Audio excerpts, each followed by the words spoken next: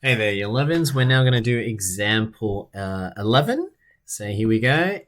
Finding the derivative. So again, we've got now a is equal to, we've got a function. Y is equal to bracket x plus 3 squared. And we want to find delta y, delta x. Now, there is a way to do this, a quicker way, which is the chain rule. But because we haven't learnt chain rule yet, the only way to do this problem, remember the rule that you were given was f of x, if it's a polynomial function, so x to the power of n, then the derivative is equal to n times x to the power of n minus 1. Problem is, this is not x. Okay, this is an x plus 3 function. So we can't use that rule. So that means the only way that we can do this at the moment is you have to expand. You have to expand the equation first. Let me just fix that actually. We have to expand the equation first. So we have to rewrite what y could be. So y, expanding it, becomes x squared plus 6x plus 9. Now, individually, you can differentiate each term. Okay, so hopefully at this point, your derivative is much faster using this rule. So notice this rule applies to all of them because they all have a variable x, and technically that's x to the power of 0 there. Okay, so yes, if you differentiated this now, you would get 2x plus 6, and that last one should be plus 0. If you're hopefully by now you'd be efficient with your derivatives using this rule over here. So that means that the derivative is 2x plus 6. Okay, so there's no current way besides expanding it until you learn chain rule, which is a more efficient way of doing it. Okay, so let's do b now. B is the same idea. You've got now z is equal to bracket 2t minus 1 squared times the t plus 2. And again, you're trying to find delta z by delta t. But again, you can't use this rule because it's not a polynomial with a variable x. So the only way to do it is you have to expand it, unfortunately.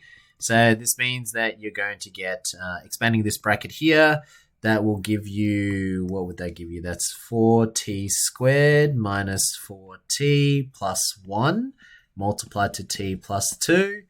And then, assuming that I've expanded all correctly, then this is now 4t cubed minus 4t squared plus t, and then times 2, so plus 8t squared minus 8t plus 2. So simplifying it, this gives me now 4t cubed. Any more t squares? Yes. So that becomes plus 4t squared. Any t's? Yes. Minus 7t and then plus 2. So this is what my new z function is by expanding it. See what I mean?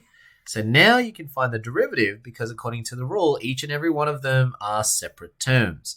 So when they're separate terms, you can differentiate this by itself, differentiate that function. So that t squared, that t cubed, and this t. And remember, technically, this is t to the power of 0 right there. Okay, so when we differentiate it now, again, the 4 stays as it is. Derivative of t cubed, using the rule, we know it's then times 3t squared plus 4, you keep it as it is, and you differentiate t squared, which we know is times 2t to the power of 2 minus 1, which is 1.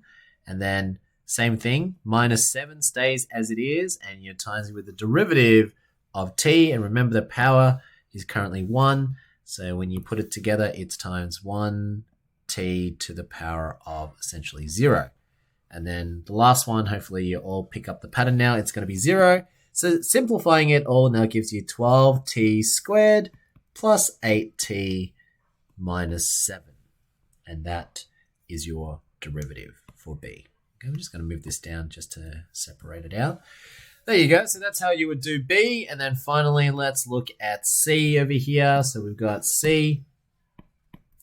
C now gives you y is equal to the x squared plus 3x all over x. And you're finding, again, the derivative. So again, we can't differentiate each term in the numerator and then differentiate the denominator separately because they all come as one term.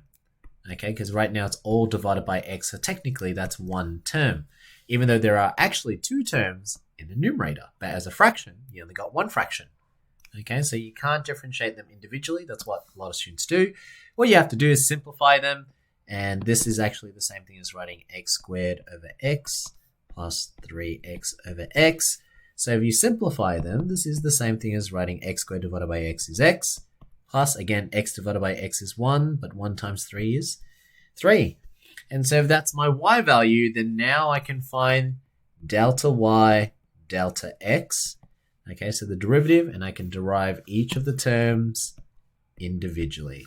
So hopefully, if you've done this more and more now, you'd know that that's 1 and this is 0. So really, the derivative is equal to 1. Okay, so that's how you do this type of problem. Oh, actually, there's a D. I didn't see that.